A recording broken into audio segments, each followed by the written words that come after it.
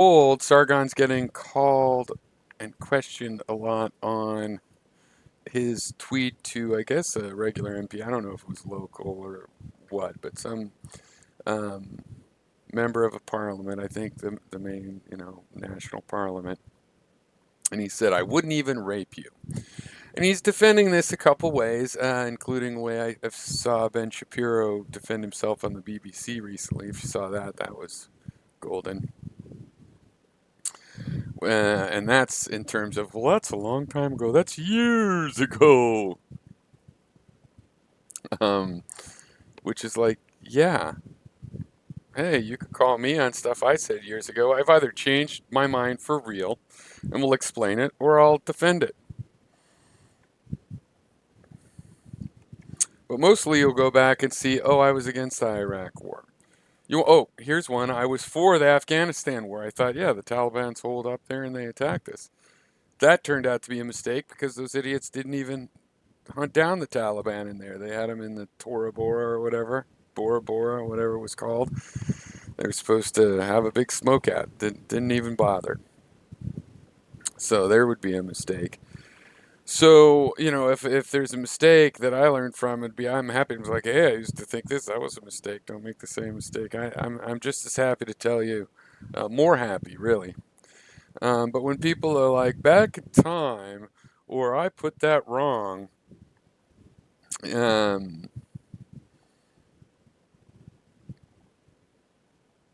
so that's one of his defenses. And the other one is that he was just joking, and he said he wouldn't rape her. Now, we all know why this was even a joke in the first place, because to bring up rape, okay, there's two ways to describe it. There's the common sense way, which I'll save to second. That's the one most of you will have a better chance of understanding. Not that you necessarily will, but the first thing is more of a technical thing, which is this thing called framing. When you say a word like elephant or doctor, if I say the word doctor, your mind also brings to mind hospitals and nurses. And they've tested this by if you show someone the word doctor and then put up flashcards and ask people to recognize what it is they've seen, various ways, they're primed from seeing doctor. They will recognize nurse in a quicker amount of time than just some random other thing like, water pump. On the other hand, if you prime them a different way, they'd recognize the water pump stuff. So the way George Lakoff encapsulates this is he tells his students, and he has a book titled, a little pamphlet-y kind of style book, don't think of an elephant. If you're listening to me and I say don't think of an elephant, um, you're going to think of an elephant. And even if you try not to think of an elephant, you're going to think of an elephant and you're going to wipe it from your mind. And thinking of an elephant's going to prime your mind for all the things related to elephants in your mind. In the mainstream, that would be, what, circuses and peanuts and stuff. Maybe someone who knows a little more might be, the African and Asian elephant and teak farming and, who knows, all sorts of things, that they're intelligent. Whatever you think about elephants or know about elephants will get primed. So, the whole joke of this is say, I wouldn't even do, he knows it's like, well, you're bringing in this framing, and so he could be as coy as he wants about it, but, it's like that, and it can obviously be taken as threatening, it's like, I wouldn't even, it depends on how real you think that the joke is, because there's one level which it's like the mob saying, "Be terrible if anything happened to this place," and they're saying they would do it. Or in his case, he's not saying he would do it, but he's definitely invoking this concept. Now, the more commonsensical explanation or description or simile for this is like if you were to go on a blind date, say you're set up by some mutual friends, and you go there and you say, "Oh, hello. Don't worry, I'm not going to rape you." That would be a little creepy. Now, why wouldn't you say that? Oh, well, because it's a joke and it's an inappropriate joke, and well, it makes that woman. Well, why are you even bringing this up? Why are you bringing the concept of rape in here? And there's people that do say that. There's people that compliment your shirt because they think your shirt's ugly, and they're it's passive aggressive. There's people that hint and test you with their negative comments to see how far they can push you, and probe your malleability um, in various ways, right? So the fact that you know why that would be creepy in a date situation means you know what it means when you put it up there. And then ultimately, you can't deny that. And so his other defense is that, well, I'm a comedian. You have to tell people you're a comedian when you're not funny, is the problem. That guy loves a comedian. Well, whatever. Um, by taking that defense, Sargon is proposing that comedian be a protected status. And first of all, that's ridiculous. A comedian is one of the most risky, unprotected statuses that there is. And you need private businesses to want to sponsor you and advertise you and put you in their venue and whatnot. Um, you can't just say, I'm a comedian, I piss everybody off, bad business for you and stuff, but I'm a comedian, so we have to what? Not ask you about your rape tweet when you're running for fucking elected office? I don't think so. That's not how it works. And even if it was a protected status, you could be asked about it. But so this concept that you could just defend something, it's like I guess your mom bought that. Um, in the regular world, I don't care. I don't care if it's a joke or not a joke or whatever. I'll take it however I want. I don't know of any rules where, oh, you were joking. And it's similar to this edgelord trolley thing too that's developed over the last few decades of, don't get mad because somebody's trying to make you mad. You're not allowed to get mad when I'm trying to make you mad or I win. Oh, well, that's some sort of a game I don't know about. I have different rules for that. I could get mad whenever I want, basically. I'll judge for myself. Um, but it's just a joke. I don't care if I thought the joke, went away that I didn't like. That's just as bad as a statement that went away I didn't like that pissed me off. It doesn't really matter to me. So, and using it, and it's just a sense, it just shows a lot of this entitlement from the Sargon type of crowd where they expect tolerance of their stuff. They expect tolerance, and yet it's like, okay, well, the ACLU protected the rights of Nazis and the KKK to have their rallies for decades and decades. Right up till and including Charlottesville, at which point, last I heard, they're like, okay, well, we're not necessarily doing that anymore.